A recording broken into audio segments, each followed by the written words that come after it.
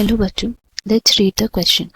तो यहाँ हमारा सबसे पहला स्टेटमेंट है असर्शन स्टेटमेंट, जो दिया हुआ है कि साइक्लिक फोटोफॉस्फोराइलेशन सिंथेसाइज करता है NADPHB और ATPB।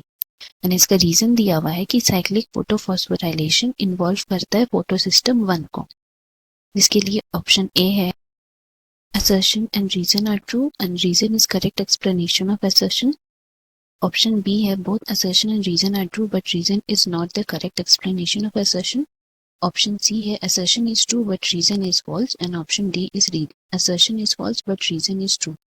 तो इस क्वेश्चन के लिए हम कह सकते हैं हमारा की कॉन्सेप्ट जो हम लोग का यहाँ यूज होगा, it is the phases of photosynthesis. तो जैसे कि हम लोग जानते हैं फोटोसिंथेसिस वो प्रोसेस है जिससे प्लांट्स लाइट एनर्जी एब्जॉर्ब करता है एंड उसको यूज करता है फूड प्रोडक्शन में एंड बाकी सारे वर्क जो प्लांट्स में होते हैं उसके लिए। नाउ फेजेस ऑफ फोटोसिंथेसिस में दो तरह के फेजेस के बारे में हम लोग बात करेंगे। पहला फेज है लाइट रिएक्शन और दूसरा फेज है डार्क रिएक्शन। ये दो तरह के फेज होते हैं जिसमें कि अगर हम लाइट रिएक्शन की बात करेंगे तो इसमें कह सकते हैं कि this requires light and dark reaction वो प्रोसेस है जो डे के वक्त नहीं होता है but it do not require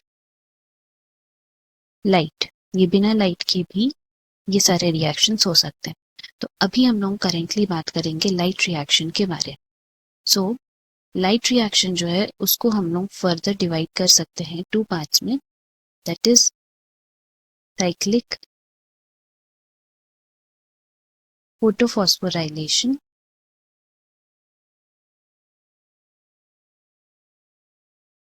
and दूसरा है नॉन साइक्लिक फोटोफॉस्फोराइलेशन। तो इन दोनों के बारे में हम लोग अभी बात करते हैं, जिसमें हमारा क्वेश्चन मेनली पूछा गया है साइक्लिक फोटोफॉस्फोराइलेशन के रिलेटेड। सो बेसिकली अगर हम लोग बात करते हैं सबसे पहले in brief about non cyclic photophosphorylation, तो कह सकते हैं कि इसमें ATP और NADPH both are produced reaction के एंड में। जबकि अगर हम लोग बात करते हैं साइक्लिक फोटोफॉस्फोराइलेशन के बारे में, तो यहाँ पे क्या होता है कि इलेक्ट्रॉन्स रिलीज होते हैं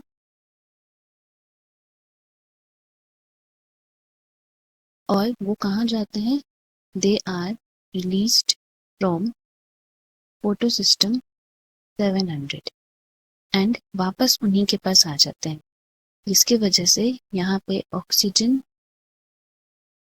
प्रोड्यूस नहीं हो पाता है एंड फोटोसिस्टम 700 क्या है, इट इज एक्चुअली PS1। सो यहाँ ऑक्सीजन भी बिकॉज प्रेजेंट नहीं हो पाता है, that is the reason why हम लोग कह सकते हैं कि यहाँ पे प्लेटिंग ऑफ वाटर मॉलिक्यूल्स की जरूरत नहीं होती है बिकॉज ऑक्सीजन का प्रोडक्शन नहीं होता है तो इलेक्ट्रॉन्स, एंड इसके वजह से ही इलेक्ट्रॉन डेफिशिएंट भी होने लगता है फोटोसिस्टम 1। तो अब क्या होता है कि जैसे ही इलेक्ट्रॉन्स मूव करना शुरू करते हैं, तो क्योंकि ये कोई टर्मिनल इलेक्ट्रॉन एक्सेप्टर नहीं है, इसी वजह से यहाँ पे NADPH प्रोड्यूस नहीं हो पाता है, जहां हम रीजन लिख सकते हैं because it is not the terminal electron acceptor. Now further अगर हम लोग बात करते हैं साइक्लिक फोटोफॉस्फोराइलेशन के, तो जैसे कि हम लोग बोले कि इट इज द रिएक्शन जो सिर्फ फोटोसिस्टम 1 में ही प्रोड्यूस होता है, जिसको हम लोग P700 भी बोलते हैं, बिकॉज यहाँ पे एब्जॉर्प्शन होता है 700 nm वेवलेंथ का। नाउ ये जो प्रोसेस है वो कहाँ पे टेक प्लेस होता है, तो हम लोग कह सकते हैं कि it takes place in stroma lamellae membrane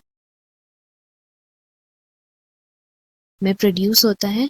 and यहाँ पे बेसिकली एटीपी ही सिर्फ बनता है एंड NADPH नहीं बनने का रीजन है कि यहाँ पे स्प्लिटिंग ऑफ वाटर मॉलिक्यूल्स नहीं होता है, ऑक्सीजन का प्रोडक्शन नहीं होता है, तो क्योंकि ये टर्मिनल एक्सेप्टर भी नहीं बनाता है। सो अगर हम लोग वापस से जाते हैं हमारे स्टेटमेंट्स के बारे, तो यहाँ दिया हुआ है कि असर्शन जो हमारा है वो दिया है कि साइक्लिक फोटोफॉस्फोराइलेशन सिंथेसाइज करता है NADPH भी ATP भी। तो यहाँ हम लोग कह सकते हैं कि हमारा असर्शन रॉन्ग है, बिकॉज अभी हम लोग पढ़े वो सिर्फ और सिर्फ ATP सिंथेसाइज करता है साइक्लिक फोटोफॉस्फोराइलेशन। अब रीजन हमारा दिया हुआ है कि साइक्लिक फोटोफॉस्फोराइलेशन इन्वॉल्व करता है PS1 को ही, तो ये रीजन हमारा करेक्ट है। तो इससे हम लोग कह सकते हैं कि हमारा करेक्ट ऑप्शन हो जाएगा option D, that is assertion is false but reason is true. तो हम लोग यहाँ लिख सकते हैं कि option D is our correct answer. Hope you have understood. Best of luck. Thank you.